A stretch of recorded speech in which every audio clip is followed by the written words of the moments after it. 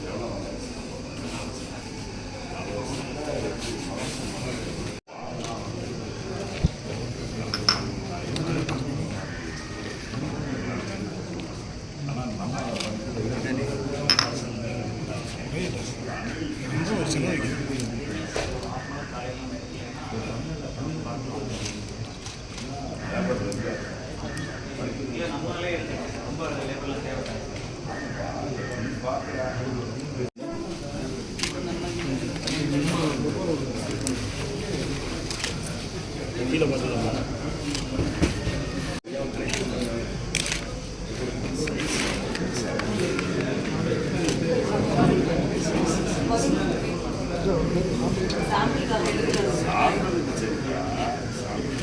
சயின்ஸை நீங்கள் சின்ன வாங்கி ஓட்டுறீங்க.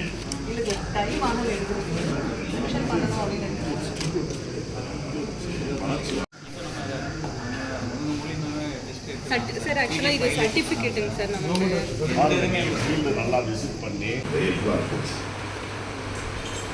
மனிதர்களுக்கு இணையாக அந்த கால்நடைகளுக்கு சிகிச்சை பெறுவதற்கான அவசர சிகிச்சை வாகனமும் அவ்வளவு அதிநவீன வசதிகளை கொண்டதாக இருக்குது என்றால் அது மிகையாக. கூட அந்த வாகனங்கள் ஆட்சியர் வளாகத்திற்காக தான் இருக்குது. விவசாயிகளாகி நீங்கள் பார்வையிட்டீங்கன்னா இந்த அரசு முதலமைச்சர் அவர்கள் மனிதர்களுக்கு மட்டுமல்ல கால்நடைகளுக்கும் கண்ணை காட்டுகின்ற ஒரு நல்லாட்சியை கிளப்புகிறார் என்பது உங்களுக்கு புலப்படும். உள்ள போய் பார்க்கலாம். ஆனால் சட்டமன்ற உறுப்பினர் ஆட்சியெல்லாம் போய் பார்க்கலாம். எங்களுக்கே பிரமிப்பாக இருந்துச்சு. ஒரு வாகனத்தினுடைய மதிப்பு ஒரு 28-30 லட்சம் ரூபாய். அதில் இருக்கக்கூடிய உபகரணங்கள், அதாவது சிறு சிறு அனிமல்ஸ் கூட அறுவை சிகிச்சை செய்யக்கூடிய அளவுக்குலாம் வசதிகள் இருக்கிறது.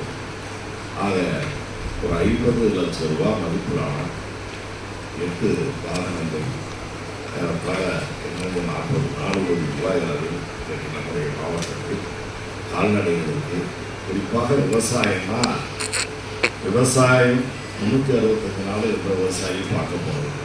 ஒரு 5% 10% அந்த மாதிரி இருக்கும். ஆனால் 90% விவசாயிகள் நெல் விவசாயம் போன்றவங்கலாம் பண்ணக்கூடியவங்க மற்ற நாளில் சும்மா தான் இருக்கணும்.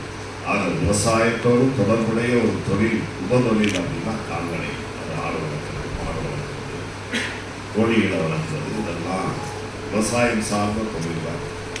அது ஒரு நல்ல செய்தி. அந்த நிகழ்ச்சியை முடிச்சுட்டு இன்றைக்கும் ஒரு சில சுபகாரியங்கள் அது இதெல்லாம் நடக்கும் போது அதுக்கு போகிறதுக்காக கிளம்புற நேரத்தில் யூனிட்ஸ் மீட்டிங்கில் இருக்கிறதா ஆட்சியர் சொன்னாங்க. நானும் உங்களை வாழ்த்தி உங்களுடைய கருத்துக்களை, ஒரு சில கருத்துக்களை நானும் கேட்டு உங்களுக்கு செல்லலாம் என்ற அடிப்படையில் தான் நிகழ்ச்சிகளை வந்திருக்கிறேன். இன்று கலந்து கொண்டு உங்களையெல்லாம் சந்திப்பது எனக்கு பெரும் மகிழ்ச்சியும் மனநிறைவையும் தருகிறது என்றும், உங்களை பார்க்கறதுக்கு முன்னால் இங்கு வைக்கப்பட்டிருக்கின்ற, காட்சிப்படுத்தப்பட்டிருக்கின்ற விவசாயம் சார்ந்த ஒரு சில பொருட்களை, உற்பத்தி செய்யப்பட்ட பொருட்களை பார்க்க உண்மையிலேயே நம்முடைய மாவட்டத்தில், நம்முடைய மண்ணுக்கு, நம்முடைய சீதோசன தட்பவெப்ப நிலைக்கு இது போன்ற பார்த்த அத்திப்பழம் பார்த்தேன். உண்மையிலேயே இடைநிலையிலிருந்து ஒரு விவசாயி அதை பண்ணிட்டு இருக்காரு. 4 வருஷமாக பண்ணுறாரு. நல்லாவே இருக்கிறார். அது நல்லா இருக்குது. அப்படிங்கிறது என்னென்னா, அவர் பண்ணியிருக்கிறது ஒரு 60 சென்டில் தான் அதை போட்டிருக்காரு. ஆனால் நல்லா பழங்குறது.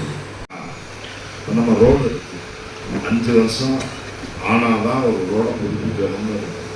அது மாதிரி அந்த பகுதியில் இருக்கக்கூடிய குளங்கள், குட்டைகள் இதெல்லாம் கணக்கெடுத்திருக்காங்க.